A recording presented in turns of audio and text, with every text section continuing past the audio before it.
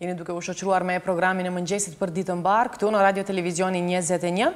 Është koha tani që të flasim edhe për disa probleme infrastrukturore, mungesa e rrugës së asfaltuar, mungesa e rrjetit të kanalizimit, shtyllat e vjetra elektrike, si dhe mungesa e ujit të pishëm, janë problemet kryesore me të cilat përballen 30 familje të lagjës Demush Bilalli të komunës së Kaçanikut.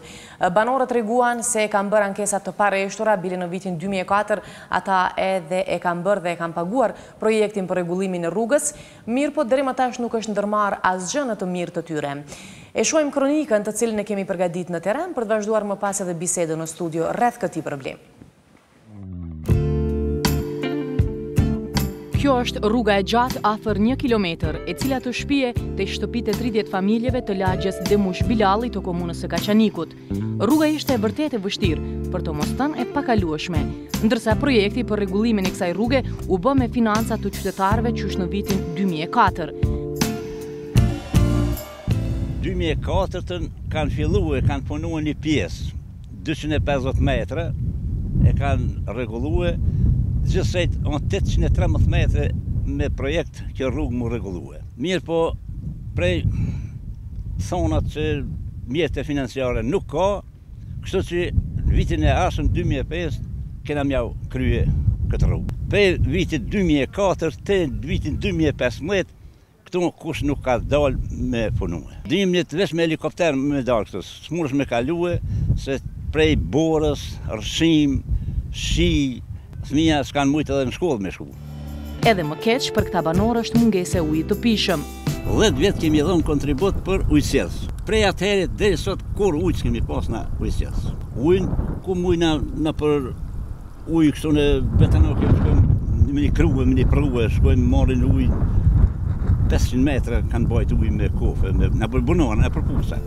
Rrjeti i dobët i energjisë elektrike po bën që banorëve u prishën shumë shpesh pajisjet elektrike. Kena bot problem, me frigo pripera, me ka kena djegëm rrëme dopta. Se rrëme dopta. I kena therë, i të dhe dytës hiq. Hajtë sot, hajtë nëjësër, mas luftës i kom therën, filmi pa ta thonë se e kom morë një ajdok për e morë hiq. Kur në sen, sukur mos më ka në Kosovë, hiq. Nga zajpi nuk ka s'kej. Në gjendje hiq më të mirë nuk ishte as rrjeti i kanalizimit. Kanalizimi është deri në një pjesë është rregulluar, këtë pjesën ka është e asfaltuar. Deri kundër prej asfalti, ndërprej edhe kanalizimi. Kjo pjesë edhe 600 metre uji shkon në për rrugë, për rreth rrugës. Disa herë kemi shku në komunë, mirë policia ndrohet, kështu që na kanë lënë mas dore. Edhe i riu Fidan Bela tregon se sa e vështirë është të jetohet në këtë lagje me infrastrukturë tejet të dëmtuar. Probleme me rrugë, kanalizimi nuk është standard, bërloke nuk vinë komunës as me këshyr, as me arë me morë. Rryma zakonisht është dyfazore, do me thonë kemi djegë frigideri gjithmonë, has me probleme tona. Problemat më të doja janë me rrugë, dimrit është shumë problem, bëhet shumë borë e madhe. Nëse bje shumë borë, do me thonë na s'kemi mundësi që shme qute mjeku. Banorët e kësaj lagje u bën thirrje edhe një herë përfaqësuesve të komunës së Kaçanikut që t'u rregullojnë problemet infrastrukturore. Në të kundërtën, atyre s'po mbetet gjë tjetër, vetëm t'i lëshojnë shtëpitë e tyre. E tani do të bashkë bisedojmë me drejtorin e shërbimeve publike të komunës Kaçanikut, Shkëlqim Jakupin, të cilin e kemi këtu në studio dhe do të tregoj se a ka gjasa që problemet e këtyre banorëve të evitohen. Shkëlqim, mirëmëngjesi dhe mirë se vjen emisionin tonë. Mirëmëngjes, mirë se u gjeta. Faleminderit. Ju më thatë se jeni në dieni do të përhallet që i kanë këta banorë dhe si që përmendën ata, problemet e tyre kanë filluar që nga para lufta, përmendën vitin 1982, problemet me rrymë, e problemet e tjera, projektin e bërë për rrugë në vitin 2004, dhënien e mjeteve nga ana e banorëve, por deri më sot s'përfituan asgjë. Po, faleminderit. Ne mund të them se kem parasysh dhe kem vizitu më shumë se 2-3 herë këtë pjesë të qytetit të Kaçanikut, për shkak se ajo pjesë bën pjesë në zonën urbanistike, nëse mujë me qytë qytetit. Mi po ja që ajo pjesë, do më thoni, mungon në infrastruktura e domosdoshme, si që është kanalizimi, trajtimi i ujrave atmosferik, dhe ujësjellësi dhe rruga. Gjatë këtij vitit, do më thonë prej momentit kur e kem marrë mandatin si drejtori i shërbimeve publike, na kemi intervenu në mirëmbajtjen e asaj rruge. Do më thonë 2 herë kemi intervenu, për shkak se ajo rrugë, do më thonë, nuk është e vetme, është një rrugë tjetër që është quhet rruga Migjeni, që ishte në afërsi aty. Përveç rrugës Demush Bilali, e cila përveç se aty një u shkakton dam, gjatë rreshjeve atmosferike na shkakton shumë dam, edhe te kryqëzimi i rrugëve pjesën e poshtme te kryqëzimi i rrugëve Emin Duraku dhe bulevardit Ismail Raka, e cila bllokon me orë të tëra dhe duhet intervenim i zjarr fiksave dhe ekipeve emergjente për me tejkalu situatat e caktuara. Po pse s'është bërë atëherë diçka më shumë? Nuk ishte edhe rrugë shumë e gjatë, diku rreth 800 metër ishte gjatësia asaj rruge. Dhe banorët treguan se kur e kanë bërë projektin në vitin 2004, do të thotë ka filluar që të rregullohet diçka, diku rreth 250 metër, ndërsa diku rreth 600 të tjera kanë mbetur në gjendje të njëjtë. Po, është kërkohet shumë buxhet aty apo? Është fakt se rrugët, do më thonë, janë të vjetra, janë lagje të vjetra dhe nuk është investuar, pothuajse fare në atë pjesë. Më po nuk e di pse nuk është investuar, nuk muj me thonë pse, do më thonë është një pushtet tjetër, njerëz tjerë, do më thonë që kanë punu më herët, muj me folë prej momenti ku ka morë zoti Besim Ilazi mandatin e 2, do më thonë prej vitit kalum, edhe na e kem trashëgu një buxhet, e kem trashëgu disa projekte, cilat vitin e kalum, na vetëm i kem implementu, nuk kem pas në i fuqi për ndryshim caktum. Mi po muj me thonë si tash, vitin 2015, do më thonë është rruga Demush Bilali, e cila ka prioritet prej komunës Kaçanikut, në intervenimin e ndërtimit të sistemit të kanalizimit, ndërtimit të sistemit të trajtimit të ujrave sipërfaqësor, si dhe është rruga Demush, ajo Migjeni, rruga Migjeni, e cila do të rregullohet me kubza, do të kubzohet, përveç se, po thamë edhe një apo përsëri, përveç se na do të ndërtojmë një infrastrukturë domosdoshme të aty, do ta lehtësojmë edhe punën tonë për shkak se ata rrugë gjatë rreshjeve atmosferike shkaktojnë shumë probleme poshtë, do më thonë, para qerës fëmijë. Me të vërtet aty gjendja nuk ishte fare e mirë. Bile dimrit, si treguan edhe banorët, në qoftë se sëmurët dikush, kur ka rreshje të borës, ishte pa mundur që edhe në këmbë të dilet deri poshtë. Kishte raste kur dhe fëmijët ishin ndalë nga shkolla e kishin tërprerë mësimin, si pasojë mos mundësisë që të shkojnë, sepse as pastrimi rrugës aty nuk bëhej dhe ishte keq gjendja. Nuk jam i informuar se ka pas mungesë të ndërprerjes shkollës fëmijëve për shkak të rrugëve. E di si kanë qenë. Banorët na thanë ashtu, asnjë nuk e dim nëse me të vërtetë është ashtu. Unë 2 herë kam qenë informuar për keqësimin e gjendjes rrugës atje dhe do 2 herë kam intervenuar atje, përveç asaj na edhe fizikisht me drejtorin e urbanizmit kem shkuar dhe kem bërë hapjen e kanalit atmosferik, një hapje emergjente për shkak se ai kanal do të më trajtu. Me ta bësh me cek se na atje do të investojmë edhe në shtirjen e gypit ujësjellësit, megjithëse nuk jem të sigurt se nuk i kem bërë matje se a do të mrin ujë për shkak nivelit demografisë, a do të mrin ujë sistemit publik.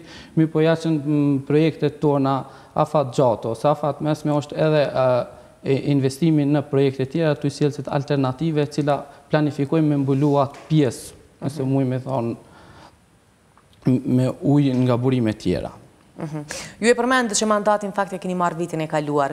Mirë po, një problem i cili po përcëritet vazhdimisht në për komuna, në për fshatrat të ndryshme, është se kur po ndrohet qeverisja, do të gjitha projektet që kanë qenë të planifikuara, më nuk po dihet gjë se çfarë po ndodh me to. A është në rregull apo duhet që të përcillen ato projekte të cilat janë miratuar, pavarësisht pse qeveritë ndrohen nëse një projekt është miratuar, a duhet që qeveria e ardhshme ta vazhdojë atë punë? Patjetër, për një punë të mirëfillt, në çdo komunë, çdo qeverisje lokale, domethënë projektet duhet të jenë të vazhdueshme, në vazhdimsi, për shkak se edhe ndoshta investimi në realizimin e atyre projekteve është i pamundur në një vit caktuar ose në një mandat caktuar. Mi po ja që edhe në komunën e Kaçanikut, po besoj edhe në komuna tjera nuk ka vazhdimsi të përcjelljes projekteve dhe të realizimit të atyre projekteve. Pse ndodh kështu? Nuk e di.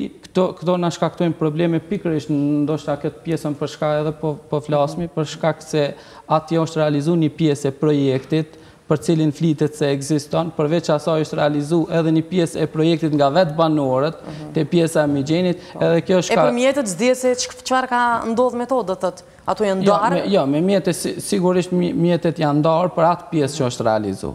Ata nuk mujna me thonë, do më thonë ato mjetët për shka janë ndarë për realizimin e 40% projektit, edhe janë realizu 40% e projektit. Mirë po, është edhe 1% tjetër e projekt që është realizu nga vetë banorët, për shembull te lagja Migjeni, edhe kjo shkakton probleme te qeverisja ose te drejtor tjerë ose vazhdimësia e qeverisjes që vjen vazhdimisht. E si është e mundur, ata banorë thonë se kanë dhënë mjete, ndërsa rruga do thotë që ju po e përmeni se është realizuar 40% që nuk e përfshin do thotë atë pjesë ku jetojnë këta banorë. A është e mundur që ata të kontribojnë për fëqinjtë e tyre dhe vetëm mbetën keq? Tash nuk e di për çka kanë dhënë ata mjete. Për rrugën, do thotë për asfaltimin e rrugës, do thotë rruga ishte 800 metër, banorët thonë se kanë participuar, kanë dhënë mjete në fakt në projektin, në bërjen e projektit, i cili është dorëzuar, është pranuar në komunë, janë dhënë edhe mjetet për të. Dhe 250 metrë rrugë janë reguluar, të tjerat kanë mbetë në gjendje siç kanë qenë. Kjo flitet për vitin 2004-2005. Unë nuk jam i sigurt a kanë dhënë ato mjete për hartimin e projektit apo kanë dhënë mjete për realizimin e projektit. Për hartimin, sipas gjitha gjasave. Edhe nëse kanë dhënë për hartimin e projektit, atëherë ata projekti aty ne ekziston dikon, mirë po nuk është kon qëllimi aty ne me pas në letër diçka të shkruar, mirë po qëllimi aty ne ka qenë që ata më pajis me infrastrukturë shërbime domosdoshme, cilat i duan çdo qytetar. Po edhe ajo mund me ndodh. Tregoni në lagjën time, do thonë një pjesë është shtruar nga komuna me buxhet publik. A shtru pjesa ku jetoni ju? Edhe jo, pjesa ku jetoj unë nuk është shtruar dhe e gjithë lagja, edhe aty në cilët e ka shtru komuna me mjete publike, do më thonë kanë participu për pjesën e cila kanë vetë deri te shtëpia ime aty ku banoj. Kjo nuk është mirë, sigurisht.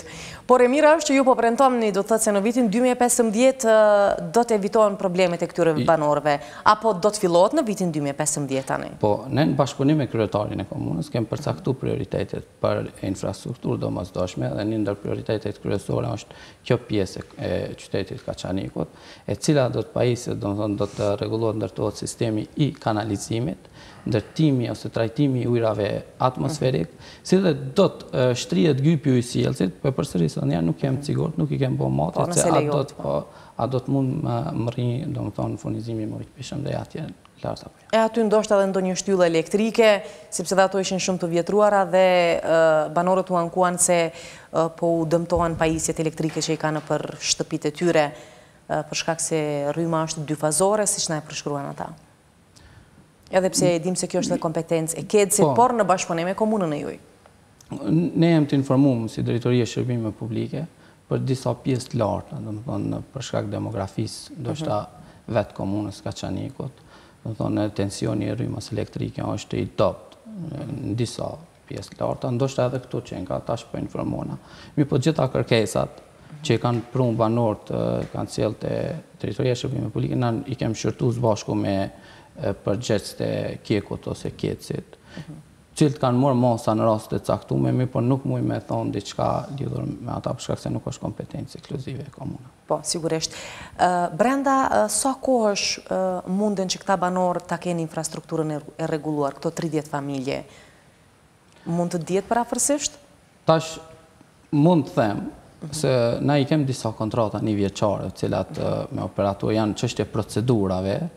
Mirë po nuk mu jam i sigurt ose nuk ka në fushë veprimtarinë time me ditë se a do të mujna mi realizu, do më thëmë fillu punimet me që ata kontrata, do të me përgatit kontrata tjera me operator të ri. Mirë po çështje procedurave, mirë po nuk besoj si do të me kalu, do më thëmë periudhën pranverë për shkak se atëherë do të realizu projektet. Sidomos këto projekte që kanë të bëjnë me gryrjet dheut, me qelet kanaleve për shkak se shkaktuan shumë probleme nëse nuk ndërtohen atë. Kjo do të ishte shumë e mirë së ardhur sepse ne jemi vesh në prag të pranverës, nuk ka mbetë edhe shumë. Gati hyjmë në muajin shkurt, pranvera fillon në mars. Shpresoj që herën tjetër të vina për një pjesë tjetër për rregullimin e asaj gjendje. Po, për rregullimin e një pjesë tjetër, për shkak se jam vetëdijshëm. Do të thonë në komunën e Kaçanikut ballafaqohet me probleme zakonisht ndoja. Këtë dhe deshta të them se ato çfarë shohim në komunën e Kaçanikut definitivisht nuk e shohim nëpër komunat e tjera. Edhe shtëpitë, edhe rrugët janë shumë të ngushta. Shtëpitë duket sikur janë ndërtuar jo në vendet e duhura, do thotë janë buz rrugës dhe shumë problem ndoshta edhe një vetur të kalot në shumicën e rrugëve bëhet fjalë për qytet.